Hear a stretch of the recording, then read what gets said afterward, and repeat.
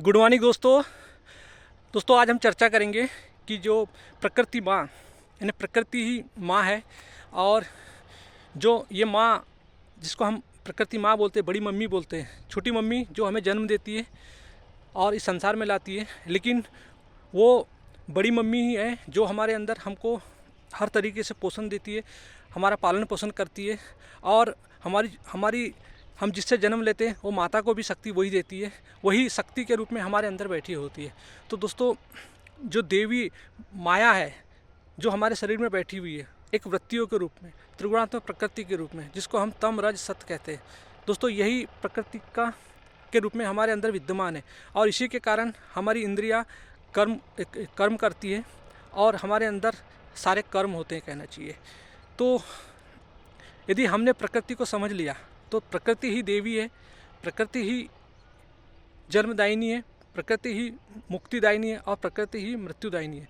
दोस्तों जो प्रकृति को नहीं समझेगा, जो प्रकृति का भोग करेगा, वो प्रकृति से कभी बचेगा नहीं। भोग मतलब होता है कि प्रकृति प्रकृति हमारे अंदर किस भाव में बैठी है, एक वृत्तियों के पुंज के भाव में, वृत्ति से भाव आते हैं। यदि हम भाव के दृष्टा हो जाए तो हमें कोई परेशानी नहीं, लेकिन भाव से यदि मय भाव आ जाता है, मय भाव से अपूर्णता आती है और अपूर्णता मतलब होता है कामना, और कामना मतलब होता है संसार।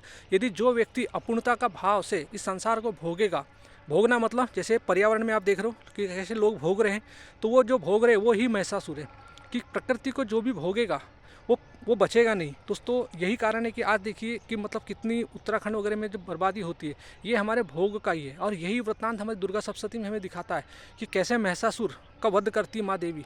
महिषासुर हो गया, शुंभ निशुंभ हो गया, मधुकैटभ हो गया, ये सब जितने जो असुर थे, रावण ये भी एक असुर ही था, पढ़ा लिखा असुर था जो पूरा बर्बाद कर रहा था। भगवान राम ने क्यों मारा था रावण को? इसलिए मारा था क्योंकि पृथ्वी का भोग कर रहा था। दोस्तों माँ अपने बच्चों की रक्षा करना जानती है और इसीलिए प्रकृति में जितने पशु पक्षी है इनकी रक्षा कीजिए, क्योंकि यदि ये विलुप्त हो जाएगी तो हमारा जीवन कितना खतरे में आ जाएगा। दोस्तों आज पर्यावरण वातावरण में जितनी जो ग्रीन हाउस गैसेस का जो परसेंटेज बढ़ रहा है, इसका कारण ये है कि हमारा उपभोक्तावाद, कंजप्शनवाद, और हम नहीं समझ रहे हैं कि हमारे अंदर मीथेन मतलब जो कार्बन डाइऑक्साइड का परसेंटेज कितना बढ़ गया है और मीथेन गैस का परसेंटेज कितना बन गया है दोस्तों, और जो वाटर वेपर होते हैं वो कितना ग्रीन हाउस गैसेस के रूप में आ चुका है। दोस्तों हमें इन सब चीज़ों का रोक करना है। अब वो रोक कैसे होगी दोस्तों? हमारे अंदर ही एक राक्षस बैठा है, जैसे हमने कहा अपूर्णता का भाव, ये तो हमारी बायोलॉजिकली डिफ़ॉल्ट सेटिंग है, ये हमारा इवोल्यूशन से ये हुआ है और इसकी शिक्षा हमारे पास है नहीं। हमारे पास तो सिर्फ बाहरी शिक्षा है कि बाहरी जगत की शिक्षा, नैतिकता की शिक्षा। दोस्तों नैतिकता की शिक्षा से कैसे आप किसी को ठीक कर सकते हो? दोस्तों भगवान श्री कृष्ण हमें समझाते हैं गीता में कि जो व्यक्ति कर्म का एक तल होता है, विचार का एक तल होता है, वृत्ति का एक तल होता है और उसके बाद होता है आत्मा का तल। तो यदि आपको वृत्ति का तल सबसे नीचा होता है दोस्तों, यदि आप कर्म के तल पे यदि आप अपने आप को ठीक करना चाहते हो तो आप जिस तल पे हो, जिस कर्म के तल पे हो, उससे थोड़ा सा आप ऊपर उठिए। थोड़ा सा ऊपर उठेंगे तो आप स्वयं को देख पाएंगे। जब आप स्वयं से थोड़ा सा ऊपर उठते हैं तो आप देख पाते। स्वयं से ऊपर उठना ही विचार कहलाता है। तो दोस्तों जब आप विचार करते हो कि मैं क्या कर रहा हूँ, मेरा जीवन कैसे चल रहा है, मैं किस तरीके से अपना जीवन जी रहा हूँ, तो दोस्तों आपके अंदर फिर एक मतलब विचार उठते हैं। और ये विचार भी हमारे लिए कई बार ये होता है कि विचार आते हैं, लेकिन विचार भी कई बार हमारे लिए मुसीबत बन जाते हैं। मुसीबत कैसे बनते हैं दोस्तों?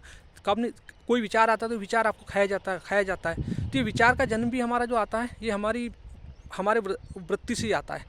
तो हमारी जो वृत्ति होती है तब हम जब विचार में भी ये होते हैं तब हम विचार के तल पे भी नहीं समझते, तो हम आते हैं फिर वृत्ति के तल पे। तो वृत्ति हमें हमारे कहना चाहिए अंधे तहखाने से आती है। और फिर हम जब वृत्ति के तल पे आते हैं, जब वृत्ति का तल पे भी हम ठीक नहीं होते, तो फिर हम आते हैं आत्मा के तल पे। और आत्मा होता है बोध। दोस्तों इसको ऐसा समझते हैं कि जैसे कर्म के तल पे यदि हम किसी वस्तु के बारे में यदि उसका अवलोकन कर ले, यदि हम अपने कर्मों का यदि अवलोकन कर लेते हैं तो कहना चाहिए और उसके गहराई में डूब जाते हैं, तो उससे यानी कर्मों का अवलोकन करने से हमारे अंदर जो विचार आते हैं और जो वो विचार तथ्यात्मक आते हैं उसके गहराई में यदि हम डूबते हैं तो वो विचार ही हमारा आत्मविचार बन जाता है और वो आत्मविचार ही हमारा आत्मज्ञान बन जाता है और वो आत्मज्ञान ही हमारा चेतना का उच्चतम रूप बन जाता है, जिसको हम बोध कहते हैं। तो दोस्तों तो बोध जो होता है, जब हमारे अंदर हम स्वयं को छानबीन करते हैं, इस तरीके से यदि हम स्टेप बाय स्टेप नीचे से ऊपर तल में जाते हैं तो हमारे अंदर बोध आता है, और बोध को ही आत्मा बोलते हैं। तो दोस्तों, आत्मा के प्रकाश में ही हमारी वृत्तियाँ कंट्रोल होती है, आत्मा के प्रकाश में ही हमारे विचार कंट्रोल होते हैं, और आत्मा के प्रकाश में ही हमारे कर्म कंट्रोल होते हैं। दोस्तों, ये एक प्रोसेस है, भगवान श्री कृष्ण हमें समझाते हैं, और इसी तरीके से अर्जुन को उन्होंने कुरुक्षेत्र में गीता समझाई थी, क्योंकि अर्जुन पूरी वृत्तियों के तल पर ही ग्रसित था, मोह के तल पे ग्रसित था, अपनों के खो जाने का डर। उधर धृतराष्ट्र पुत्र मोह में, मेरे धृतराष्ट्र का सिर्फ एक ही रोल रहता है गीता में, मेरे और पांडु के पुत्र के बीच में क्या हुआ संजय, ये पुत्र मोह कहना चाहिए। उधर दुर्योधन के पास था भय का मोह, अब भय मतलब उसको सता रहा था, मोह आसक्ति कि उसके पास उतनी सेना रहने के बाद अपने सेना से ही भयभीत था, अपने सेना के ऊपर कॉन्फिडेंस नहीं था। दोस्तों, जब आदमी अंधविश्वास की तरफ जाता है, जब अधर्म करता है, तो उसका नियंत्रण खो जाता है, आपा खो जाता है। तो वैसे हम भी यदि प्रकृति का यदि नाश करेंगे तो हमारा आपा होगा, पक्का है, निश्चित ही। ये यदि हम पर्यावरण को जितना भी बर्बाद करेंगे, हम उसको बर्बाद नहीं कर रहे हैं, हम स्वयं को बर्बाद कर रहे हैं। एक गुटखा खाने वाला व्यक्ति, शराब पीने वाला व्यक्ति सोचता है कि मैं शराब को भोग रहा हूँ, गुटखा को भोग रहा हूँ। दोस्तों, वो गुटखा को नहीं भोग रहा है, शराब को नहीं भोग रहा है, वो शराब के माध्यम से स्वयं को भोग कर रहा है। इसलिए असुर जो होता है, राक्षस जो होते हैं, वो क्या करते हैं, वो उत्पाद मचाते हैं। इसलिए देवी को फिर क्या करना पड़ता है, मदिरा का पान करना पड़ता है। तो देवी मदिरा नहीं पीती, देवी हमारे अंदर बैठी है, देवी हमारे अंदर बैठी है प्रकृति के, त्रिगुणात्मक प्रकृति के रूप में। तो जब हम असुर बन जाते हैं और भोग करते हैं, तब वो देवी हमारे अंदर ही से ही हमको वो और पीने की जो चाहत देती है, और हमारे अंदर फिर लीवर खराब, दुनिया भर की चीज़ें खराब, फिर ऐसी स्थिति आती है कि मार डालती है हमें। तो दोस्तों, देवी का शराब पीने का मतलब होता है देवी हमारे अंदर वृत्तियों के रूप में बैठी है, और जब हमारा कंजप्शनवाद, भोगवाद बढ़ जाता है, तब देवी हमारे ही ऊपर देती तमाचा और हम हो जाते हैं सरेंडर। तो दोस्तों, पर्यावरण, ये प्रकृति माँ है, सब जानती है कि पेड़ कैसे लगाया जाता है और क्या नहीं किया जाता है। ये दोस्तों, ये पेड़ लगाने इससे कुछ नहीं होगा, आत्मज्ञान से आपको समझ आएगा कि आपको कैसे जीवन जीना है, कितने बच्चे पैदा करना है। क्योंकि सबसे बड़ा अगर कोई कारण है तो दोस्तों, हमारे अंदर जो कामना जो होती है, वो होती है भोग की, काम वासना की। और काम वासना दोस्तों, ये होती है केमिकल्स, ये हमारे रासायनिक हार्मोन्स का खेल होता है। और दोस्तों, जो बच्चे समझते हैं कि मेरा लव वैलेंटाइन डे में जो करते हैं, और हम जो बोलते हैं शादी पवित्र बंधन है, कोई दोस्तों शादी पवित्र बंधन नहीं है। शादी एक कामना है, उत्तेजना है, एक्साइटमेंट है। दोस्तों, प्रेम तो एक ही से होता है, सत्य से। ये शरीर, हाड़ मांस, ये क्या, ये तो शरीर है, ये निरंतर बदल रहा है, इसके अंदर क्या भरा हुआ है, मल मूत्र के अलावा कुछ नहीं दोस्तों। तो इसके अंदर जो है वो है प्रेम। यदि आप में आत्मज्ञान होगा तो भी आपको तब आप किसी चीज़ को भोगोगे नहीं, उपयोग करोगे। आप शरीर में भी यदि कामना भी रखोगे तो भोग की नहीं, उपयोग की रखोगे। भोग और उपयोग में अंतर होता है दोस्त। अगर आप के साथ यदि कोई स्त्री या कोई महिला या कोई माता बहनें यदि दिखती है, तो आप उनसे उसी तरीके से पेश आएंगे, क्योंकि वो भी आपको आत्मज्ञान ही बताता है कि आंखें तो देखती है, आंखों को तो रोक नहीं सकता, लेकिन आंखों के पीछे जो देखने वाला होता है, जब आपके अंदर आत्मज्ञान आता है तो आंखों के पीछे जो देखता है उसका नज़रिया चेंज हो जाता है। आंखें तो वही होती है, लेकिन आत्मज्ञान आने से वो नज़रिया चेंज हो जाता है। दोस्तों, आत्मज्ञान आने से वो सब जो माता बहनें होती है, वो सब हमको एक नज़र में समान होती है कि हमारी, यानी पराई स्त्री भी हमको अपनी माँ लगने लगती है, क्योंकि वो सब हमारे आत्मज्ञान ही हमें बताता है। दोस्त भाई जितने भी जिनका स्तर निचले तबके पे है, आत्मज्ञान ही बताता है कि उनको ऊपर उठाना। यही है दोस्तों संत महात्माओं का। उन्होंने अपने लिए नहीं जिया, उन्होंने जो जिया वो आम आदमी के लिए, जिनमें आत्मज्ञान था। उन्होंने समझाया कि हम वृत्तियों के पुंज के रूप में पैदा हुए हैं। हमारे अंदर न जाने कितनी पुरानी प्रजाति, मतलब पुराने कई सालों की वृत्तियाँ बैठी हुई है, जो कहना चाहिए जिनके कारण हम अज्ञानता में। दोस्तों, और एक मज़े की बात इसमें यह है कि हमारे अंदर वो सब महात्मा भी बैठे हुए हैं, चाहे वो स्वामी विवेकानंद हो, कृष्ण हो, जितने भी जो फिलोसोफर्स है, हर आदमी बैठा हुआ है। क्योंकि हर आदमी हमारे अंदर, क्योंकि जब हमारा शरीर, कहना जब हमारी मृत्यु होती है, तो मृत्यु मतलब अहंकार की होती है। शरीर का जब ट्रांसफॉर्मेशन होता है, तो इसके जो पार्टिकल्स होते हैं निरंतर बदलते रहता है। जैसे मैं आपसे अभी बात कर रहा हूँ, तो इस शरीर की जो कोई कोशिका है वो बाहर निकल के दूसरे का शरीर बन रही है। दोस्तों, आप इसको कह सकते हैं कि जो गैसी डिफ्यूजन्स होता है, उसकी जो स्पीड इतनी तेज़ होती है कि मतलब पर सेकंड 8.8 किलोमीटर प्रति सेकंड के हिसाब से वो मतलब गति करती है। तो कहना चाहिए, और हमारे अंदर जो हम जो श्वास लेते हैं उसका जो 1 मोल अणु होता है उसमें एवोगैड्रो की संख्या होती है 6.02 10⁻23 समथिंग होती है। तो दोस्तों उसके अनुसार वो मतलब 1 मोल एक श्वास का जो एक अणु होता है वो उतने टुकड़ों में विभाजन होता है। तो सोचिए कि हमारे अंदर संसार में कितने लोग हम एक दूसरे का शरीर बनते जा रहे हैं, निरंतर बदलते जा रहा है। दोस्तों यही हमें हमारे ऋषि कणाद का वैशेषिक दर्शन एटम और अणु परमाणु के ऊपर हुआ है। दोस्तों आप समझ सकते हैं।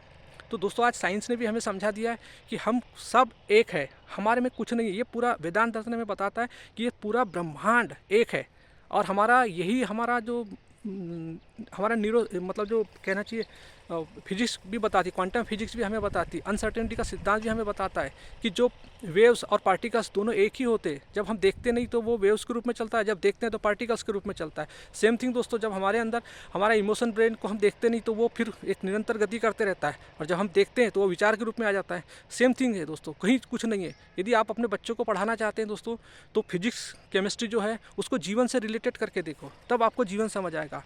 मतलब you need to both knowledge, विद्या एंड अविद्या, दोनों का नॉलेज चाहिए दोस्तों आपको। यही जीवन जीने की कला है दोस्तों। यदि हम स्वयं को नहीं जानेंगे और जो ज्ञान देंगे तो वो हमारा ज्ञान अधूरा होगा दोस्तों। हम बच्चों में सुधार नहीं आएगा, हम पैसे कमाएंगे, सब चीज़ होंगे, लेकिन जीवन का ज्ञान नहीं होगा, क्योंकि जीवन का ज्ञान तो समझने से आता है। ये शरीर मैकेनिज्म अलग है दोस्तों। एक डॉक्टर 7 साल लगा देता है, 8 साल 10 साल लगा देता है एक डिग्री लेने के लिए, लेकिन दोस्तों फिर भी वो अपने घर की समस्या नहीं सुलझा पाता। एक कलेक्टर इतनी पढ़ाई करता है फिर भी वो समस्या, एक नेता, इंजीनियर, तमाम लोग जो बाहरी शिक्षा करते हैं, अविद्या की शिक्षा करते हैं, लेकिन आत्मज्ञान की शिक्षा नहीं होती, तो दोस्तों वो जीवन में कितना दुख भोगते हैं। उनके अंदर शांति नहीं होती, उनके अंदर मतलब they are living with the chemicals. सारा ये हमारा बॉडी पूरा जो स्ट्रक्चर है केमिकल्स है दोस्तों। इसलिए हमें we need to both education, विद्या एंड अविद्या। आत्मज्ञान की शिक्षा हमें चाहिए दोस्तों। आत्मज्ञान की शिक्षा ही हमें जीवन में फ्रीडम दिलाती है हमारी एनिमल टेंडेंसी से। यही कारण है दोस्तों कि हमारे स्वामी विवेकानंद जी ने हमें समझाया कि तुम आत्मा समझो, तुम शरीर नहीं हो। अष्टवक्र जी ने हमें समझाया कि तुम शरीर नहीं हो, तुम आत्मा हो। आत्मा मतलब बोध होता है दोस्तों। आत्मा मतलब वो नहीं होता कि एक शरीर से दूसरे शरीर में निकल गई, जो प्रचार प्रसार में करते हैं।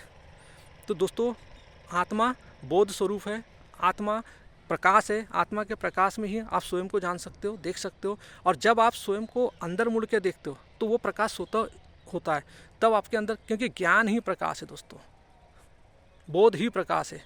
बोध के प्रकाश में ही आप अपना अंधेरा मिटा सकते हो। दोस्तों सोचिए क्या ज़रूरत थी बृहदारण्यक उपनिषद का, अस्तोमा सद्गमे तमसोमा ज्योतिर्गमे मृत्युमा अमृतम गमे। असत्य से सत्य की ओर ले चलो, अंधकार से प्रकाश की ओर ले चलो, मृत्यु से अमृत की ओर ले चलो। दोस्तों ये जो महावाक्य है ये हमारे ऋषि मुनियों को लिखने की क्या ज़रूरत थी? कुछ तो महत्व होगा, तभी तो उन्होंने हमें महावाक्य दिया, तभी तो हमें समझाया कि हमारे अंदर अंधकार कहाँ है, अज्ञान कहाँ है, मृत्यु कहाँ है। तो दोस्तों उन्होंने समझाया कि आदमी जीते जी यदि स्वयं को समझ जाता है तो वो मृत्यु के डर से भय हो जाता है, मृत्यु के डर से मुक्त हो जाता है। तो दोस्तों यही जीवन है, इसको समझिए, और ज्ञान ही आपका आधार है दोस्तों। जो फिलोसोफर थे अरविंद जी, वो कहते थे कि मतलब जीवन के लिए शिक्षा नहीं चाहिए, शिक्षा ही जीवन है, एजुकेशन इज द इटसेल्फ। तो दोस्तों आपके पास कुछ नहीं है, आपके पास सिर्फ आपका ज्ञान है। ये सब रुपए पैसा मन का विषय रहता है, सिर्फ यहाँ रहता है। आपके पास लाखों करोड़ों की प्रॉपर्टी होगी, उसके कागजात आपके अलमारी में होंगे, लेकिन आपने उसको यहाँ बैठाल के रखा है। तो अध्यात्म का काम होता है आपको विषयों से खाली करना, न कि विषयों को बढ़ाना। विषयों की अधिकता ही आपके लिए विष के समान होती है। जितने विषय आप सर पे पालोगे उतना ज़्यादा भूख आप मतलब डर में रहोगे, चिंता में रहोगे, लालच में रहोगे, लोभ में रहोगे और दुख भोगोगे, सुख नहीं नहीं कर सकते दोस्तों। ज्ञान ही एक ऐसा आत्मज्ञान का प्रकाश ही ऐसा है जो आपको जीवन में सुख देगा। दोस्तों गीता कभी नहीं कहती कि आप कर्म मत कीजिए, कर्म कीजिए पर निष्काम कर्म कीजिए। पैसा, प्रकृति माँ किसी को एसी में चलने के लिए मना नहीं करती, गाड़ी में चलने के लिए मना नहीं करती। प्रकृति माँ हर चीज़ बोलती है कि आप मेरा उपयोग करो, भोग मत करो। जब आप भोग करते हो तो प्रकृति माँ रूठती है। तो प्रकृति माँ हमसे यही कहना चाहती है कि आप उपयोग कीजिए इस प्रकृति का। प्रकृति हमारे मुक्ति में सहायक होती है दोस्तों। क्योंकि आप ये बताइए, हम इस संसार रूपी जंगल में हैं, और यदि हमारे यहाँ किसी जंगल में अगर हम फंसते हैं तो हमको रास्ता भी उसी जंगल से मिलता है कि बताइए और कहाँ से मिलेगा। तो वैसे ही हमारे मुक्ति का जो रास्ता है वो प्रकृति माँ ही है। यदि प्रकृति माँ दोस्तों, इसीलिए हम माँ दुर्गा की स्तुति क्यों करते हैं दोस्तों? स्तुति हमें इसलिए करनी पड़ती है क्योंकि स्तुति ही हमें, हमारे अंदर जो एक जानवर पल रहा है अहंकार, वो अहंकार को नमित करना। स्तुति का मतलब सिर्फ इतना होता है, आरती का मतलब ही सिर्फ इतना होता है कि अपने अहंकार को जता दो कि तेरे से भी कोई बड़ा है, तेरी कोई औकात नहीं है, तेरे से बड़ी प्रकृति माँ है, तो प्रकृति माँ का उत्पाद है। इसीलिए माँ को नमन करिए। माँ ही देवी है, माँ ही मुक्तिदायिनी है, माँ ही मृत्युदायिनी है। प्रकृति यानी उस ब्रह्म, उस सत्य की शक्ति ही, उस सत्य की अभिव्यक्ति ही शक्ति है, शक्ति ही प्रकृति है, और प्रकृति ही माया है, और माया ही ये संसार है, और माया ही स्त्री है, माया ही माँ है, माया ही जगत है, और संसार की हर वस्तु जो हमारे मन में बसी है वो सब प्रकृति दोस्तों। इसलिए प्रकृति माँ के चरणों में सलाम। थैंक यू दोस्तों, हैव ए नाइस डे।